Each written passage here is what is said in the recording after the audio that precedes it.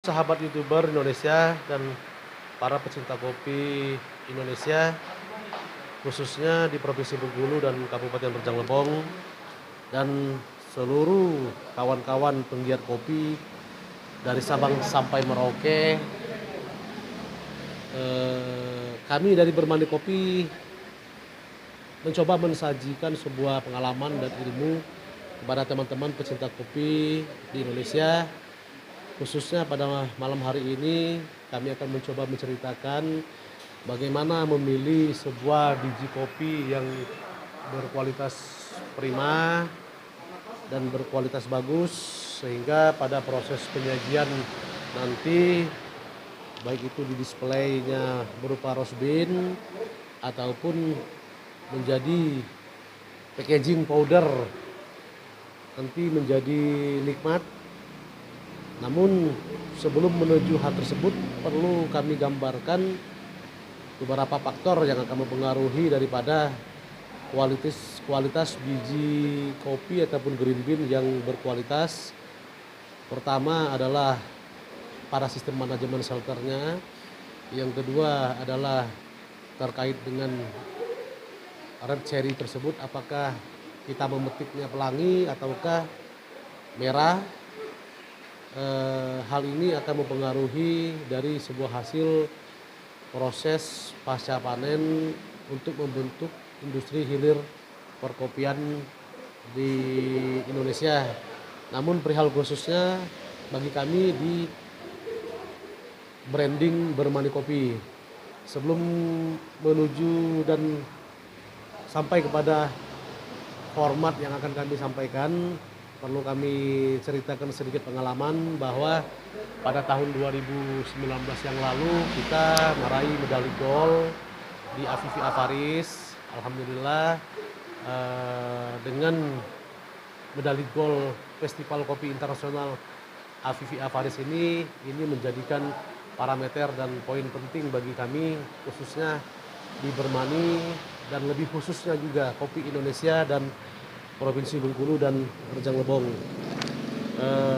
Demikian sekilas cerita bagaimana di tahun 2019 yang lalu kita coba berjuang dan coba mempertahankan konsistensi daripada proses pasca panen, khususnya pada kopi Robusta. Teman-teman YouTuber dan pecinta kopi Indonesia, malam hari ini kami coba menampilkan sampel green bean yang kami anggap ini memiliki karakter sendiri, karena green bean yang kita olah dari Bermani Kopi ini adalah kita punya shelter sendiri, manajemen shelter sendiri, yang bisa kami katakan ini adalah produk unggulan dan single origin dari Kabupaten Rejang Lebong. Di depan sudah tersedia beberapa biji kopi pilihan atau green bean yang kami anggap sampel, mana yang nanti kita anggap ini kualitas prima, mana yang nanti yang memiliki kualitas defect. Tentu gini sambil jalan ya teman-teman, bahwasanya pemilihan biji kopi green bean ini dipengaruhi oleh hasil yang akan kita dapati pada endingnya nanti ketika pada proses roasting, sehingga hasil roasting yang kita inginkan nanti sesuai dengan yang diinginkan para pelanggan, sehingga pada waktu proses roasting quicker yang kelihatan daripada di roast bean ataupun di biji kopi nanti ini tidak kelihatan dan bahkan tidak ada sama sekali. Saran bagaimanapun upaya tersebut, hal ini harus dilakukan secara maksimal, karena ini kalau bagi kami konsistensi itu penting, sehingga dari konsistensi yang kita lalui, produk unggulan yang akan kita keluarkan akan melahirkan sebuah kualitas prima. Ini beberapa biji green bean sudah kita pilahkan, mana yang kita klasifikasikan layak dan tidak, dan kita anggap ini perlu kita roasting kan nanti, sehingga roasternya nanti sekali jalan, dia tidak melakukan lagi bagaimana sortasi pada roast bean ketika ini nanti sudah dilakukan proses roasting. Tentu dengan standar dan SOP internal kita sudah memiliki parameter bagaimana menghasilkan kualitas bubuk prima, bagaimana menghasilkan kualitas roast bean, dan bagaimana sebelumnya kita sudah memiliki SOP terkait dengan pengolahan pasca panen baik pada industri hulunya ataupun pada industri hilirnya. Nah, di depan sudah tampak kelihatan green bean yang kita anggap ini defect, yang mana defectnya ada yang pecah, ada yang warna-warni berlobang, dan ada yang cacat lah kalau bahasa kita. Sebenarnya ini bagus, ini semua adalah biji merah atau green bean red cherry merah, namun kita pengen tetap menjaga kualitas. Bagaimana tampilan dan size daripada roast bean yang kita produksi nanti, dia memiliki kualitas yang prima. Ini tentang gambaran tentang green bean yang kita anggap ini defect. Nah, nanti setelah proses defect ini nanti kita pilih, teman-teman pecinta kopi bisa melakukan salah satu cara kita, yaitu sebelum dilakukan proses roasting, saya menyarankan mencoba berbagi ilmu, sebaiknya dilakukan penjemuran dulu, penjemuran dalam beberapa menit lah, minimal 30 menit lah ya, 30 menit nanti, sehingga logika yang bisa saya sampaikan di sana, logika yang bisa saya sampaikan pada proses jemur ini, green bean yang kita roasting nanti, ya kita lebih yakin dan lebih abdol mensikapi bahwa kualitas green bean kita ini nanti pada proses roastingnya menghasilkan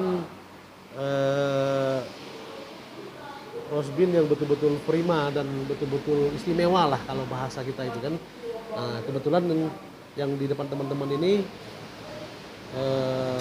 roast green bean yang kita tampilkan itu adalah green bean yang berukuran satu ukuran yang kecil.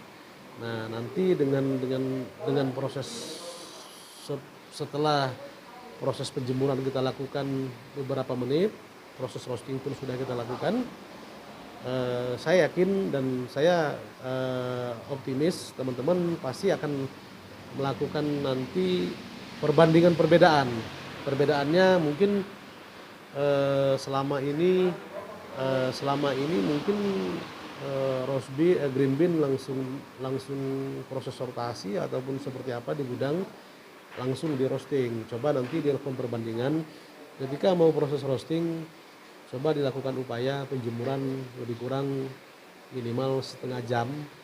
Yakin bahwa nanti akan melahirkan kualitas yang berbeda. Nah, begitu nanti sudah diproseskan penjemuran selanjutnya, bisa dilakukan nanti proses roasting. Ya, teman-teman mungkin sudah punya formula sendiri, time limit dan suhu berapa yang akan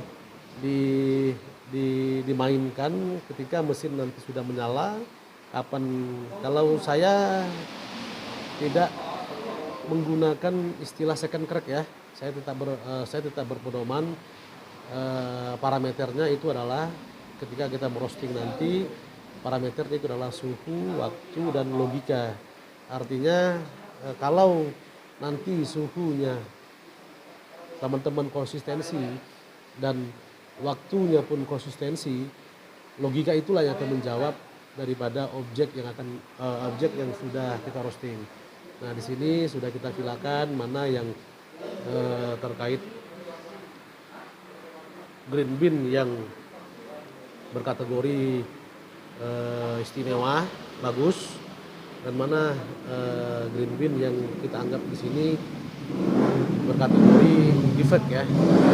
Seperti saya sampaikan tadi, sebenarnya walaupun dia defect ini sebenarnya adalah kualitas biji merah semua, red cherry. Cuman kita pengen bagaimana kita memberikan kepuasan daripada teman-teman penikmat bermani. Saya yakin kalau defect itu masih melekat di kualitas green bean yang bagus, pasti dia memiliki efek di aroma dan tes juga, rasa. Bahkan mungkin kalau aroma sudah pasti, apalagi rasa gitu kan. Nah ini gambarannya tentang bagaimana teman-teman nanti bisa mengadopsi ataupun mengambil ilmu yang coba kami bagi dengan teman-teman penggiat kopi. Mohon maaf ini para roastery, kalaupun ini nanti ada salah ataupun kekeliruan, dan juga teman-teman perkopian yang ada di Indonesia, baik dari Sabang sampai Merauke, pada intinya saya tetap menghargai daripada proses teman-teman, apapun bentuk cara dan bagaimanapun pola yang teman-teman gunakan. Saya pikir itu prinsipnya sama, yaitu bagaimana melahirkan sebuah produk, sebuah branding yang teman-teman itu meyakini itu adalah bagus dan istimewa. Ya, kalau itu tidak menjadi masalah bagi saya, itu it's okay, no problem. Tetapi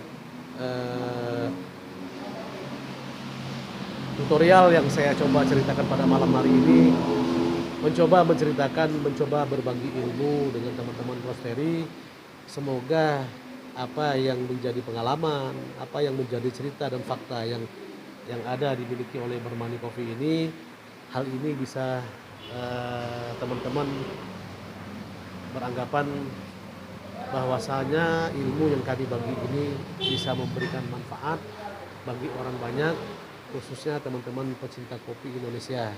Mungkin itu saja gambaran tentang bagaimana memilih dan memilah daripada sebuah green bean yang berkualitas, dan proses nanti, sebab nanti proses hulu dan hilir ini tidak akan terlepas, baik itu mulai dari kebun, baik itu nanti mulai dari rumah produksi, baik itu nanti mulai di mesin roastery ataupun nanti di packaging. Ini adalah satu kesatuan yang tidak terpisahkan. Namun ini adalah sebagian kecil cerita dan ilmu dan pengalaman yang coba kami bagi, dan semoga memberikan manfaat bagi teman-teman perkopian Indonesia. Oke, selamat malam dan salam kopi Indonesia.